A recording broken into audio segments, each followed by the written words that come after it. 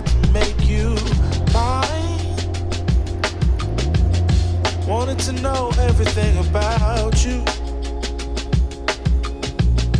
I didn't want to waste no time. What's something I can do for you, darling?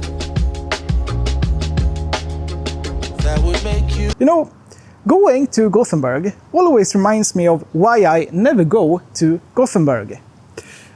There's always so many people here. Well, not to ruin the video with negativity the first 15 seconds. Hi, hello everybody, welcome back to a new video, hope you're all well. So, Malin and I are in Gothenburg today. Already last year we planned that we were going to Gothenburg this year to ride the trams all day and just jump off at different random places and have a great day together. But being around all this concrete, noise and people is an enormous contrast to my normal everyday scenes, my rural dirt roads, if you will. Being completely out of my element today actually got me thinking about comfort zones and some of the biggest mental hurdles I've had to overcome since I started taking my photography seriously. So I thought we'd talk a little bit about that today. But let's do some more photography first. I love your style and I love your grace. Said I love to put a smile on your pretty little face. I love it when you're close to me. That's where I want you to always be. I didn't know when I found you that I would find a love so true. And you can see. So the first thing I really had to battle with, and it sounds completely backwards, is realizing doing things wrong is the right way to do it. It's the only real world way of learning. I know it's a little bit ironic to say this when you're literally watching a YouTube video, but it doesn't matter how many tutorials you watch, how many photography books you buy, or how many gear reviews you memorize. You cannot just passively absorb the ability to see a composition or handle a camera. The internet gives you the theory, but theory is completely clinical. It happens in a vacuum. In the real world, you have changing light, heavy backpacks, you have rain, and today, even though we're in the middle of the greenery, a lot of people walking in to the frame. When I first started out, I was terrified of making the wrong choices or even wasting frames, which is ironic because I shoot digital most of the time. So I overanalyzed everything. But you can't just bypass the awkward, messy phase of taking truly bad photos. Firing the shutter and getting it wrong and seeing those poorly composed, uninspiring photos at your screen at home, that's where the actual muscle memory is built.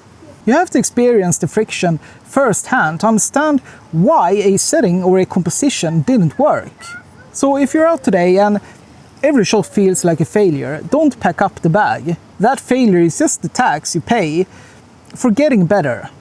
And that leads perfectly into the second thing, curating your own work. And I really wished I started doing this way earlier. For a long time, if an image fell flat or didn't feel right, I was convinced that the edit was the problem.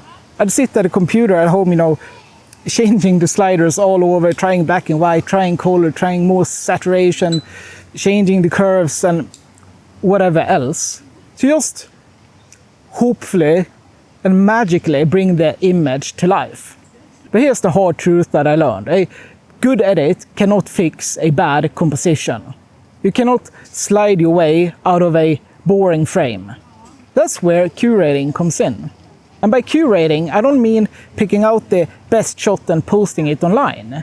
I mean sitting down, sometimes weeks after you took the photo, and ruthlessly study your own work. Looking at your bad photos is just as important as looking at your good photos. You have to ask yourself, why does this one work? Why does this one feel unbalanced? Was I standing too far away? When you distance yourself from the emotional memory of actually being there and just look at the geometry, the light, and the framing, that is how you develop your eye. You start to recognize your own visual patterns. You stop relying on post-processing to save an image, and you start actually seeing the foundational structure of a photograph. Things change, baby, this I know. Summer rains turn to winter snow, but I promise you for sure, girl, my love is always yours. Something's changed, baby, this I know. Summer rains turn to winter snow, but I promise you for sure, girl, my love is always yours. Something's changed, baby, this I know. Summer rains turn to winter snow, but I promise you for sure, girl, my love is always yours.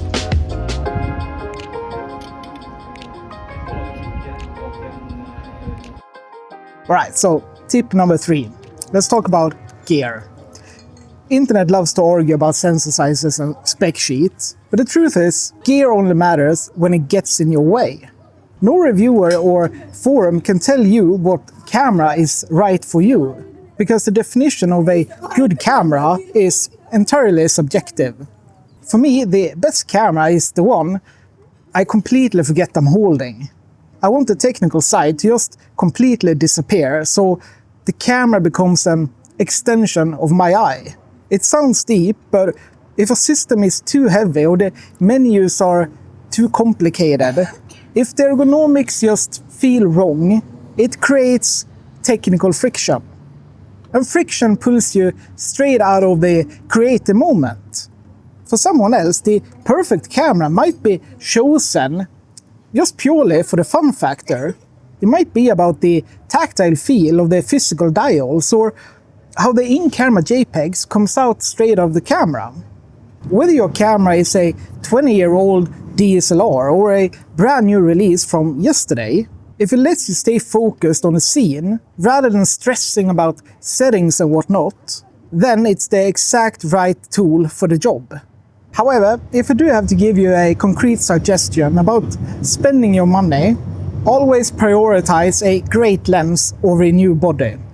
Camera bodies age like computers, but a beautiful piece of glass will stay with you for years and has a much bigger, immediate impact on the final result. Which brings me to why we're walking around Gothenburg today. The value of experimenting with new environments. I'm almost always out on my quiet dirt roads, always looking for those mundane, quiet, everyday scenes, finding beauty in ordinary. But walking those same rural environments day after day can sometimes make me a bit visually complacent. I fall into a comfortable rhythm. That is why stepping out of my comfort zone has been one of the best ways to practice my art. For me, shooting at home usually means trying to find a subject in a very open landscape. Coming to a place like this completely reverses that challenge. Suddenly, the frame is already full of noise, people and buildings. I realized that actively having to filter out that chaos to find those quiet, anti-wow moments that I usually gravitate toward is incredibly helpful. It acts like a reset. My fundamental way of seeing the world hasn't changed just because my environment did.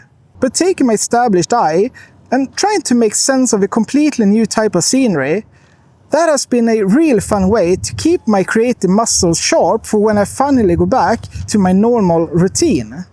And finally, the last one. But I think this is the most important one. You have to do it for yourself. I know most of you already know this, but every great photographer saw the world with their eyes. And that is something no one else can replicate or take from you. Everyone interprets the scene differently. I actually saw this firsthand during my exhibition Mellanrummet. I had printed what I considered to be 3 of my best photos at 50 by 70 centimeters and the rest at 40 by 50 centimeters, We ran a raffle where people could vote on their favorite photo in the exhibition. One of my personal top 3 got 2 votes. The image that won the entire raffle was this one. But the beautiful thing was that almost all of my photos got votes. That told me everything I needed to know. Every photo speaks to someone differently. The only thing you can do is shoot it your way. The people who connect with it will. And the people who don't, well, they don't. So don't worry about pleasing everybody else or finding the mathematically perfect setting or whatever. Just have fun with it. It's funny how taking a break from the quiet roads and stepping into a busy city like this really remind you of the basics. Making mistakes, curating your work, finding gear that doesn't get in your way, and just trusting your own eye. Those have definitely been my biggest teachers. But I'm curious, what has been the best teacher for you in your photography? Let me know down in the comments, I always read them. Anyways, that's it for today guys. Thank you so much for watching. I hope you enjoyed the video, and if you did, give it a like and consider subscribing. I appreciate it so much. But until next time, have a good day or evening whenever you're watching this. Out!